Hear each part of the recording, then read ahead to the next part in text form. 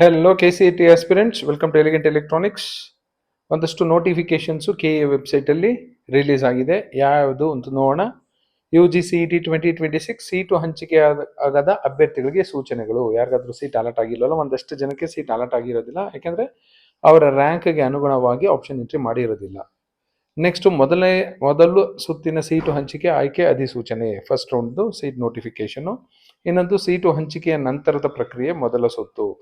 ಈಗ seat allot ಆಗಿದೆ, next ಏನು ಮಾಡಬೇಕು ಅನ್ನೋದು. ಇನ್ನು ಅಡ್ಮಿಷನ್ ಲಿಂಕು, ಕಟ್ ಆಫ್ ಎಲ್ಲ ರಿಲೀಸ್ ಆಗಿದೆ, ನೀವು ಆಲ್ರೆಡಿ ನೋಡ್ಕೊಂಡಿರ್ತೀರ ಅಂದ್ಕೊಂಡಿದ್ದೀನಿ. ಒಂದೊಂದೇ ನೋಟಿಫಿಕೇಶನ್ ನೋಡೋಣ.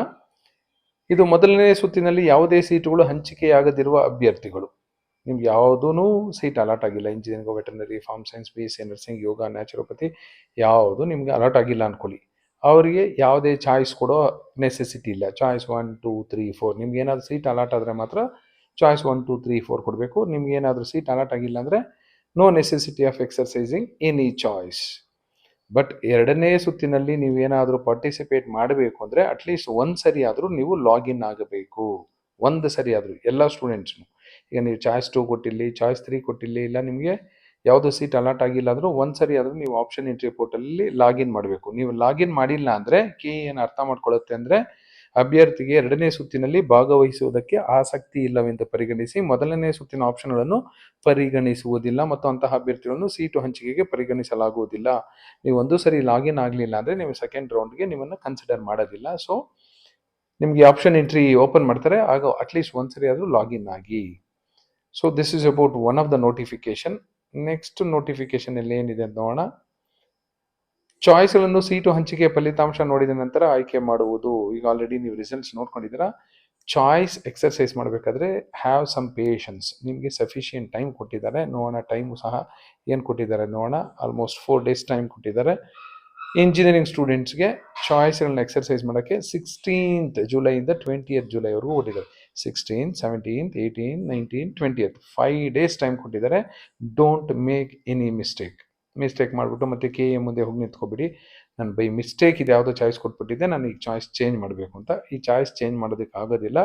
ಸೊ 1, 2, 3, 4 ಯಾವ ಚಾಯ್ಸ್ ಅಂತ ಸರಿಯಾಗಿ ಯೋಚನೆ ಮಾಡಿ, ಮನೆಯವ್ರ ಜೊತೆಲಿ ಡಿಸ್ಕಸ್ ಮಾಡಿ ಆಮೇಲೆ ಎಕ್ಸರ್ಸೈಸ್ ಮಾಡಿ. ಅರ್ಜೆಂಟಾಗಿ ಏನೂ ಮಾಡಬೇಡಿ. ಅಕಸ್ಮಾತ್ ನೀವು ಚಾಯ್ಸ್ 1 ಕೊಟ್ಟಿದ್ದೀರಾ ಅಂದ್ಕೊಳ್ಳಿ. ಚಾಯ್ಸ್ 1 ಅಂದರೆ ನಿಮಗೆ ಸೀಟ್ ಇಷ್ಟ ಇದೆ, ಕಾಲೇಜ್ಗೆ ಹೋಗಿ ಅಡ್ಮಿಷನ್ ಆಗೋಕ್ಕೂ ಇಷ್ಟ ಇದೆ ಅಂದರೆ ಅಭ್ಯರ್ಥಿಗಳು ಶುಲ್ಕ ಪಾವತಿ ಮಾಡುವುದು, ಫೀಸ್ ಪೇ ಮಾಡ್ಬೋದು. ಆನ್ಲೈನಲ್ಲೂ ಮಾಡ್ಬೋದು, ಇಲ್ಲ ಬ್ಯಾಂಕ್ ಸಹ ಹೋಗಿ ಮಾಡ್ಬೋದು. ಫೀಸ್ ಪೇ ಮಾಡಿದ್ಮೇಲೆ ಸೀಟ್ ಕನ್ಫರ್ಮೇಷನ್ ಸ್ಲಿಪ್ನ ಡೌನ್ಲೋಡ್ ಮಾಡ್ಕೋಬೇಕಾಗುತ್ತೆ. ಯಾವಾಗ ಮಾಡ್ಕೋಬೋದು ಇದು ಅಂದರೆ 16th ಇಂದ 21st ಮಾಡ್ಕೋಬೋದು. Next 22nd evening 6 o'clock time ಇರುತ್ತೆ. ಯಾವುದಕ್ಕೆ ಅಂದರೆ ಶುಲ್ಕ ಪಾವತಿ ಹಾಗೂ ಡೌನ್ಲೋಡ್ ಮಾಡಿದ ಸೀಟ್ ಕನ್ಫರ್ಮೇಷನ್ ಸ್ಲಿಪ್ನೊಂದಿಗೆ ಚಾಯ್ಸ್ 1 ಅಭ್ಯರ್ಥಿಗಳು ಕಾಲೇಜಿನಲ್ಲಿ ವರದಿ ಮಾಡಿಕೊಳ್ಳುವುದು. ಚಾಯ್ಸ್ 1 ಕೊಟ್ಟಿರೋರು ಕಾಲೇಜ್ ಹೋಗಿ ಅಡ್ಮಿಷನ್ ಆಗಬೇಕಾಗತ್ತೆ after fees payment and downloading seat confirmation slip. ನಿಮಗೆ 16ನೇ ತಾರೀಕಿಂದ 22ನೇ ತಾರೀಕು ಸಂಜೆ 6 ಗಂಟೆವರೆಗೂ ಟೈಮ್ ಕೊಟ್ಟಿದ್ದಾರೆ ಇಂಜಿನಿಯರಿಂಗ್ ಅವ್ರಿಗೆ. ಕೃಷಿ ವಿಜ್ಞಾನ, ವೆಟರ್ನರಿ ಅವ್ರಿಗೆ 23rd ಈವ್ನಿಂಗ್ 6th ಕೊಟ್ಟಿದ್ದಾರೆ, 6 PM. ಯೋಗ, ನ್ಯಾಚುರೋಪತಿ ಅವ್ರಿಗೆ 23rd evening 6 PM. BSc nursing ಅವ್ರಿಗೆ 24th ಈವ್ನಿಂಗ್ 6 PM ಟೈಮ್ ಕೊಟ್ಟಿದ್ದಾರೆ. ಸೊ ಈ ಚಾಯ್ಸ್ಗಳು ಅಷ್ಟೇ ಸರಿಯಾಗಿ ನೋಡಿಕೊಂಡು ಡಿಸ್ಕಸ್ ಮಾಡಿ ಆಮೇಲೆ ಮಾಡಿ. ಈಗ ಬ್ರೀಫ್ ಆಗಿ ಒಂದ್ಸರಿ ಹೇಳ್ಬಿಡ್ತೀನಿ. ಚಾಯ್ಸಸ್ಸು ಇರೋದೇ 4 ಚಾಯ್ಸು, ಜಾಸ್ತಿ ಏನಿಲ್ಲ. 1, 2, 3, 4. 1 ನಿಮಗೆ ಕಾಲೇಜು ತುಂಬ ಇಷ್ಟ ಇದೆ, ಫೀಸ್ ಕಟ್ಟೋದಕ್ಕೆ ದುಡ್ಡು ಸಹ ಇದೆ, ಅಡ್ಮಿಷನ್ನು ಮಾಡ್ಕೋತೀರಾ. ನಿಮಗೆ ಸೆಕೆಂಡ್, ಥರ್ಡ್ ರೌಂಡಲ್ಲಿ ಪಾರ್ಟಿಸಿಪೇಟ್ ಮಾಡೋಕ್ಕೆ ಇಷ್ಟ ಇಲ್ಲ, ಬೇರೆ ಯಾವ ಕೌನ್ಸಿಲಿಂಗಲ್ಲೂ ನಿಮಗೆ ಪಾರ್ಟಿಸಿಪೇಟ್ ಇಲ್ಲ ಅಂದರೆ ಚಾಯ್ಸ್ 1 ಕೊಡಿ, ಕಣ್ಣು ಮುಚ್ಕೊಂಡೋಗಿ ಅಡ್ಮಿಟ್ ಆಗಿ.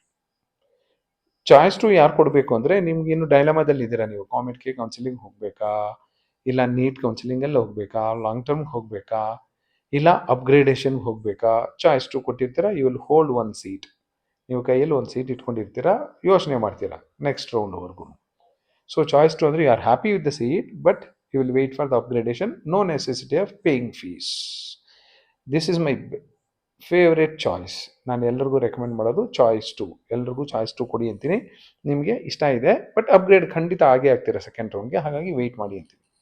Next choice 3. ಈಗ ನಿಮಗೆ ಸಿಕ್ಕಂತಹ ಸೀಟು ನಿಮ್ಗೆ ಒಂಚೂರು ಇಷ್ಟ ಇಲ್ಲ, ನಿಮ್ಗೆ ಈ ಸೀಟ್ ಬೇಡವೇ ಬೇಡ, you want to surrender this seat back to KEA ಅಂದರೆ ಚಾಯ್ಸ್ 3 ಹೋಗಬೇಕು. ನಾನು ಯೂಶಲಿ ಚಾಯ್ಸ್ 3 ರೆಕಮೆಂಡ್ ಮಾಡೋದಿಲ್ಲ, ಬಟ್ ನಿಮ್ಗೆ ಇಷ್ಟನೇ ಇಲ್ಲ ಆ ಕಾಲೇಜು, ಆ ಕೋರ್ಸ್ ಅಂದರೆ ಖಂಡಿತ ಚಾಯ್ಸ್ 3 ಕೊಡಿ. ಇನ್ನು ಚಾಯ್ಸ್ 4 ಯಾರು ಕೊಡಬೇಕು ಅಂದರೆ ನಿಮಗೆ ಬೇರೆ ಕಡೆ ಅಡ್ಮಿಷನ್ ಆಗೋಗಿದೆ, ಇಲ್ಲ ಲಾಂಗ್ ಟರ್ಮ್ಗೆ ಹೋಗ್ತೀರಾ, ಮ್ಯಾನೇಜ್ಮೆಂಟ್ ಕೋಟಾದಲ್ಲಿ ಅಡ್ಮಿಟ್ ಆಗಿದೆ, ಕಾಮೆಟ್ ಕೇಳಿ ಟ್ರೈ ಮಾಡ್ತೀರಾ ನೀವು, you want to exit from the KE ಕೌನ್ಸಿಲಿಂಗಿಂದ ಹೊರಗಡೆ ಹೋಗ್ತೀನಿ, ಮುಂದೆ ಯಾವುದೇ ಥರ KE ಕೌನ್ಸಿಲಿಂಗಲ್ಲಿ ಪಾರ್ಟಿಸಿಪೇಟ್ ಮಾಡಲ್ಲ ಅಂದರೆ ಚಾಯ್ಸ್ 4 ಕೊಟ್ಟು ಹೊರಗಡೆ ಹೋಗ್ಬೋದು. So once again I repeat, choice 2 ನನ್ನ ಫೇವ್ರೇಟ್ ಚಾಯ್ಸು. ಯಾವುದೋ ಒಂದು ನಿಮ್ಮ ಕೈಯಲ್ಲಿ ಸೀಟ್ ಇರಬೇಕು, ಆಮೇಲೆ ಅಪ್ಗ್ರೇಡ್ ಆಗೋ ಸಾಧ್ಯತೆ ಇರುತ್ತೆ. ಫಾರ್ ಎಕ್ಸಾಂಪಲ್ ನಿಮಗೆ 25th college in your option entry list allot ಆಗಿದೆ ಅಂದರೆ 1 to 24 ಯಾವುದಾದ್ರೂ ಕಾಲೇಜ್ ಸಿಗೋ ಹಾಗಿದ್ರೆ ನಿಮ್ಗೆ ಸೆಕೆಂಡ್ ರೌಂಡಲ್ಲಿ ಸಿಗುತ್ತೆ. ನೆಕ್ಸ್ಟ್ ಕ್ವಶನ್ ಬರುತ್ತೆ, ಸರ್ 26th ಉಳಿದಿರೋ ಕಾಲೇಜ್ಗಳಲ್ಲಿ ಏನಾಗುತ್ತೆ ಅಂದರೆ ಇವೆಲ್ಲ ಡಿಲೀಟ್ ಆಗುತ್ತೆ ನೀವು ಚಾಯ್ಸ್ 2 ಕೊಟ್ಟರೆ. ಅಕಸ್ಮಾತ್ ಚಾಯ್ಸ್ 3 ಕೊಟ್ಟರೆ ಈಗ ನಿಮ್ಗೆ ಅಲಾಟ್ ಆಗಿರೋ 25th ಕಾಲೇಜ್ ಮಾತ್ರ ಡಿಲೀಟ್ ಆಗುತ್ತೆ. ಎಂಟೈರ್ ಲಿಸ್ಟ್ ನೀವು 100, 200, 300 ಎಷ್ಟು ಕಾಲೇಜ್ ಆಪ್ಷನ್ ಎಂಟ್ರಿ ಮಾಡಿದ್ರು ಆ ಕಾಲೇಜೆಲ್ಲ ಹಾಗೆ ಉಳ್ಕೊಳ್ಳುತ್ತೆ. ಚಾಯ್ಸ್ 1 ಕೊಟ್ಟರೆ ಅಡ್ಮಿಟ್ ಆಗ್ತೀರಾ. This is about choice 1, 2, 3, 4. ಇನ್ನೊಂದು ಕ್ವಶನ್ ಬರುತ್ತೆ, SNQ ಕೋಟಾದಲ್ಲಿ ಅಡ್ಮಿಷನ್ ಆಗಿದೆ, ಸೀಟ್ ಸಿಕ್ಕಿದೆ. ಯಾಕೆಂದರೆ ಒಂದಷ್ಟು ಜನ ಇನ್ಕಮ್ ಟ್ಯಾಕ್ಸ್ ಕಡಿಮೆ ಇರೋದ್ರಿಂದ ಆ್ಯನ್ಯುವಲಿ 8 lakhsಗಿಂತ ಕಡಿಮೆ ಇರೋರು SNQ quota, supernumerary quota. ಇದು ಎಷ್ಟು ಸೀಟ್ ಇರುತ್ತೆ ಅಂತಲೂ ಹೇಳ್ಬಿಡ್ತೀನಿ. 5% of the total intake. 60 intake ಇದ್ದರೆ 3 ಸೀಟು SNQ ಕೋಟಾದಲ್ಲಿ ಇರುತ್ತೆ. ನಿಮ್ಗೆ ಈಗ ಅಲಾಟ್ ಆಗಿಬಿಟ್ಟಿದೆ, ನಿಮಗೆ ಕಾಲೇಜ್ ಇಷ್ಟ ಇದೆ, ಕೋರ್ಸು ಇಷ್ಟ ಇದೆ, ಬ್ರ್ಯಾಂಚು ಇಷ್ಟ ಇದೆ ಅಂದರೆ directly give choice 1 and go and take admission. ಇಲ್ಲ ನನಗೆ ಅಪ್ಗ್ರೇಡ್ ಆಗೋ ಸಾಧ್ಯತೆ ಇದೆ, ನನಗೆ ಅಪ್ಗ್ರೇಡ್ ಖಂಡಿತ ಆಗುತ್ತೆ ಅಂದರೆ you can go for choice 2, but there is no guarantee that you will get SNQ quota in round 2. ಸಿಗಬಹುದು, ಸಿಗದೇನೆ ಇರ್ಬೋದು, ಗ್ಯಾರಂಟಿ ಇಲ್ಲ. ಹಾಗಾಗಿ SNQ ಕೋಟಾದಲ್ಲಿ ಸೀಟ್ ಸಿಕ್ಕಂಥವ್ರು ಯೋಚನೆ ಮಾಡಿ ನಿಮ್ಮ ಮನೆ ಪರಿಸ್ಥಿತಿ ಎಲ್ಲ ಹೇಗಿದೆ ಅಂತ. ನಿಮ್ಮ ಮನೆ ಪರಿಸ್ಥಿತಿ, ಹಣಕಾಸಿನ ಪರಿಸ್ಥಿತಿ ಅಷ್ಟು ಚೆನ್ನಾಗಿಲ್ಲ ಅಂದರೆ ಚಾಯ್ಸ್ 1 ಕೊಟ್ಟು ಅಡ್ಮಿಷನ್ ಆಗೋದು ಒಳ್ಳೆಯದು. If you like to take the admission in that college and that branch. ಇಲ್ಲ ನಾನು ಅಪ್ಗ್ರೇಡೇಷನ್ ಆಗ್ತೀನಿ, ಆಗುವ ಸಾಧ್ಯತೆ ಇದೆ, ನಾನು ಚಾನ್ಸ್ ತಗೋತೀನಿ, ನನಗೆ ಸಿಗಲಿಲ್ಲ ಆದರೂ ಪರವಾಗಿಲ್ಲ ಅಂದರೆ ಗೋ ಫಾರ್ ಚಾಯ್ಸ್ 2. ಯಾಕೆ ನಿಮಗೆ ಸಿಗುವ ಸಾಧ್ಯತೆ ಸ್ವಲ್ಪ ಕಡಿಮೆ ಇದೆ ಅಂತ ಹೇಳ್ತೀನಿ ಅಂದರೆ, ಈಗ 60 ಸೀಟ್ಗೆ 3 ಸೀಟ್ ಮಾತ್ರ SNQ ಕೋಟಾ ಇರುತ್ತೆ. 3 ಜನನು ಅಡ್ಮಿಟ್ ಆಗೋದ್ರು ಅಂದ್ಕೊಳ್ಳಿ ಆ ಕಾಲೇಜಲ್ಲಿ, ನಿಮಗೆ ಆ ಕಾಲೇಜಲ್ಲಿ ಸಿಗುವ ಸಾಧ್ಯತೆಯೇ ಇಲ್ವಲ್ಲ, ಅದು ಅಡ್ಮಿಷನ್ ಆಗೋಗಿದ್ದರೆ. ಇಲ್ಲ ಎಲ್ಲರೂ ಹೋಲ್ಡ್ ಮಾಡಿ ಇಟ್ಕೊಂಡಿದ್ರು, ಯಾರ್ದು ಅಪ್ಗ್ರೇಡ್ ಆಗಿಲ್ಲ ಅಂದರೆ ಮತ್ತೆ ಪ್ರಾಬ್ಲಮ್ ಆಗುತ್ತೆ. ಹಾಗಾಗಿ SNQ ಕೋಟಾದಲ್ಲಿ ಸೀಟ್ ಸಿಕ್ಕಂತಹವರು SNQ ಕೋಟಾನೇ ಉಳಿಸ್ಕೋಬೇಕು ಅಂದರೆ ಸ್ವಲ್ಪ ಯೋಚನೆ ಮಾಡಿ. ಇನ್ನು ಉಳಿದವರೆಲ್ಲರೂ ಕಣ್ಮುಚ್ಕೊಂಡು ಚಾಯ್ಸ್ 2 ಕೊಡಬಹುದು, ನಿಮ್ಗೆ ಏನಾದರೂ ಆ ಸೀಟು ಇಷ್ಟ ಇದ್ದರೆ.